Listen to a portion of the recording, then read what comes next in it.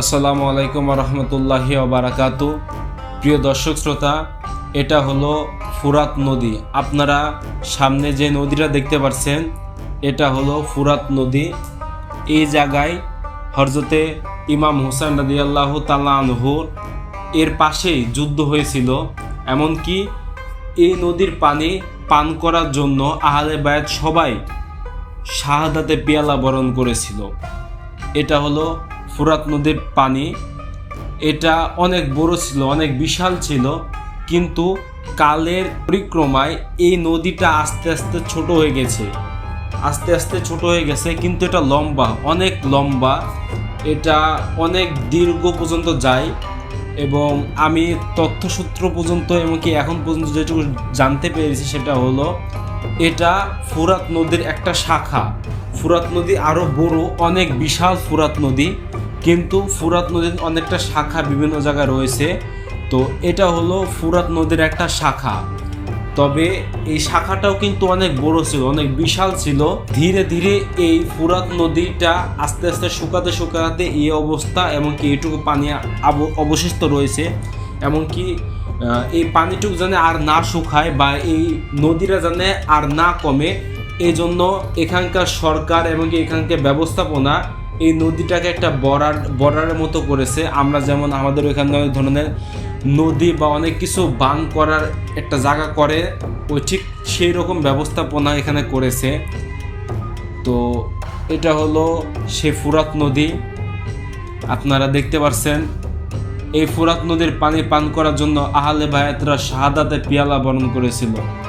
Yazid বাহিনীর কাছে ইমাম হুসাইন রাদিয়াল্লাহু তাআলা আনহু 6 মাসের শিশু আলী আসগরকে নিয়ে বলেছিল, এই ইয়াজিদ বাহিনী, তোদের মধ্যে যদি একটু মায়া থাকে তবে আমার এই 6 মাসের শিশুকে একটু পানি পান করতে দে। তখন সেই পাপিষ্ঠ ইয়াজিদ বাহিনীরা ইমাম হুসাইন রাদিয়াল্লাহু তাআলা আনহুকে পানি তো দিলই না, বরং তীর মেরে আলী আসগরের কলিজা দ্বিখণ্ডিত করে দিয়েছেন। এটাই হলো সে ফুরাত নদী, যে ফুরাত নদীর পানি আহলে বায়াতরা খেতে পারল না। প্রিয় দর্শক শ্রোতা, এই ফুরাত নদীর শাখার পাশে আপনার একটা গম্বুজ দেখতে পাচ্ছেন। এই গম্বুজটার মধ্যে এখানকার মানুষরা বলে যে এই গম্বুজের থেকে নাকি ইমাম মেহেদী আলাইহিস সালাতু ওয়াস সালাম আগমন করবেন। ইমাম মেহেদী আলাইহিস সালাতু ওয়াস সালাম উফাতের পরে এখানে নাকি তার মাজার অবস্থিত হবে, এখানে তার মাজার তৈরি হবে।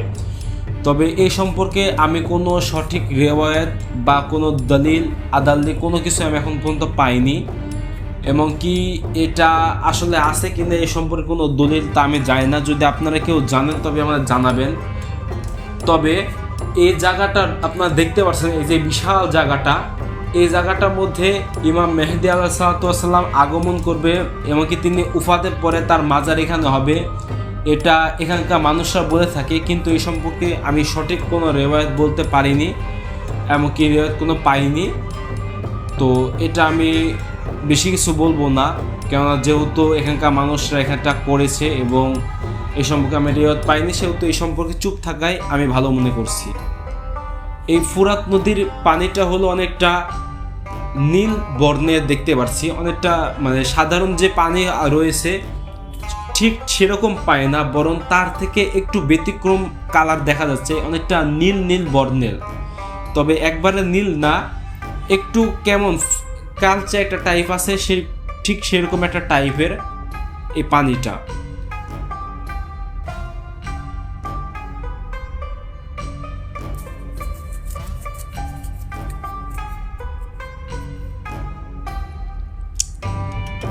হাদিসের মধ্যে দেখলাম ইমাম হুসাইন রাদিয়াল্লাহু তাআলা আনহু শাহাদাতের পূর্বে, যখন তিনি শাহাদাত বরণ করবেন তার কিছুক্ষণ পূর্বে ইমাম হুসাইন রাদিয়াল্লাহু তাআলা আনহু হাঁটি হাঁটি পা করতে করতে সে ফুরাত নদীর কাছে গেল।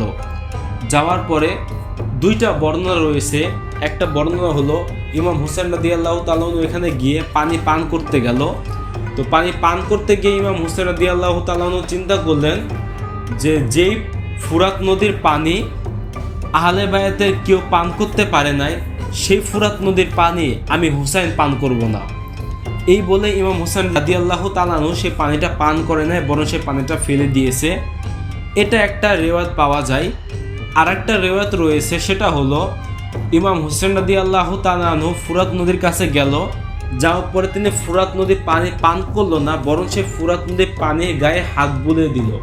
বোলানোর পরে ইমাম হুসেন রাদিয়াল্লাহু তাআলা আনহু সেই ফুরাত নদীর পানিকে বলল, হে ফুরাত নদীর পানি, তোকে আহলে বায়াতের কেউ পান করতে পারে নাই, তোকে আহলে বায়াতে কেউ পান করতে পারে নাই।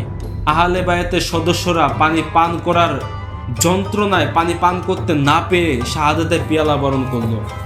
আমি চাইলে তোকে পান করতে পারবো, কিন্তু আমি পান করব না, কারণ যেই পানি আহলে বায়াতের কেউ পান করতে পারে না সেই পানি আমি হুসাইন পান করব না। কিন্তু তবুও আমি তোর গায়ে হাত বুলিয়ে দিলাম, কেন জানোস? কারণ আমি যদি তোর গায়ে হাত না বুলিয়ে দেই, হে ফুরাত নদীর পানি, তাহলে তোকে পান করা, তোকে খাওয়া আমার নানার উম্মতের জন্য হারাম হয়ে যাবে। তোকে হারাম না, তোকে হালাল করার জন্য আমি হুসাইন রাদিয়াল্লাহু তাআলা আনহু তোর গায়ে হাত বুলিয়ে দিলাম। এই ফুরাত নদীর পানি, আমার আল্লাহ তোকে সৃষ্টি করছে আমার নানার ওসিলায়। আমার নানা যদি না হইতো ফুরাত নদীর পানি রে, আমার আল্লাহ তোকে সৃষ্টি করতো না। তুই ফুরাত নদীর পানি না, আল্লাহ গোটা সৃষ্টি জগৎ আমার আল্লাহ সৃষ্টি করছে আমার নানার খাতিরে। কিন্তু আমার নানার জন্য সমস্ত কিছু সৃষ্টি হওয়ার পরেও আজকে আমরা আহলে বায়াতেরা ফুরাত নদীর পানি পান করতে পারলাম না। ইমাম হুসাইন রাদিয়াল্লাহু তাআলা আনহু শেষ সময় শাহাদাতের পেয়ালা বরণ করলো, তবু এক ফোঁটা পানি পান করতে পারলো না। মহান আল্লাহ রাব্বুল আলামিন আমাদের সকলকে ইমাম হুসাইন রাদিয়াল্লাহু তাআলা আনহুর মহব্বত অন্তরে ধারণ করার তৌফিক দান করুক, আমিন। আসসালামু আলাইকুম ওয়া রাহমাতুল্লাহি ওয়া বারাকাতুহু।